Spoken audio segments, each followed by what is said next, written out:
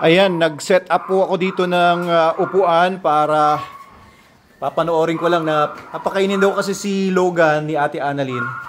Babantayan ko lang din yung feeding ni Logan. Pero itong si Sol ay binababad ko lang din yung presensya ko para bumilis na mawala yung fear aggression niya sa akin and mapaamo ko siya at makontrol ko siya. Ito na si Ate Annalyn, dala ang pagkain ni Logan. Gano'ng karami pinapakain mo kay Logan? Ilang takal yung gano'n yung takalan?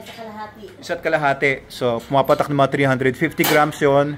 Ang 1 kilo kay Logan na SDN 42, 1 kilo ay tatagal ng mga ilang araw, Ate Annalyn? Oo nga. 3 araw kasi 350 grams times 3 is 1 kilo. So, ayan, more or less. Ayan. Oo. Makain na si Logan. Mamaya pa natin pakakawalan si Logan kapag umalis na si Ate Annalyn. Tsaka ang kanyang anak. Kasama niya ngayon, si Nancy. Ayan. Sige. Kain lang, Logan. So kapag kasi Ate Annalyn pala nagpapakain, hindi nilalagyan ng water. Maganda may water ito. Lagyan natin ng tubig. Kasi pag walang water, ayun, naghuhulog-hulog o nagkakahulog-hulog. Pero pag may konting water, lagyan lang natin water ha. Ayan, at least ay hindi mahuhulog-hulog yung food na ganyan. Kasi syempre, yung water ay merong, ang tawag doon?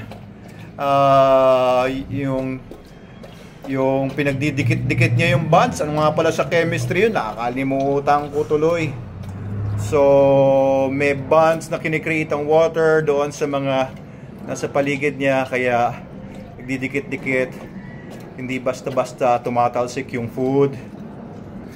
Nga palang tawag na sa ganong bonds, mga estudyante. Pakisurat nga sa baba. Ano ba yun? Van der Waals ba yun? Ang tawag doon? Well, anyway, kung ano man yun, makain muna si Logan na SDN niya. At si Sol ay nagpapahinga lang siya doon. Napansin ko may mga muta-muta siya eh. Oo, may infection ito. So, naka-NexGard naman siya ngayon.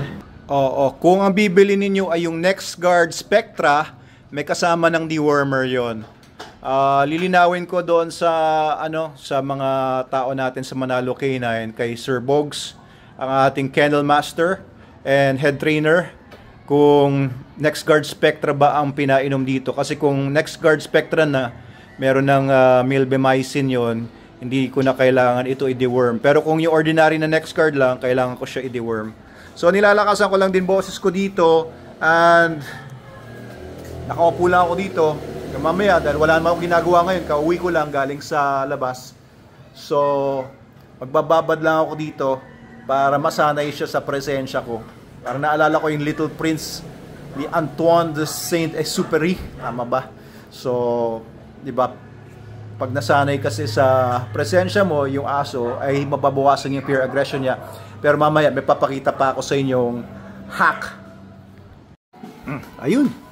Ubus na. Ubus agad. 1.5 ng takal, 350 grams.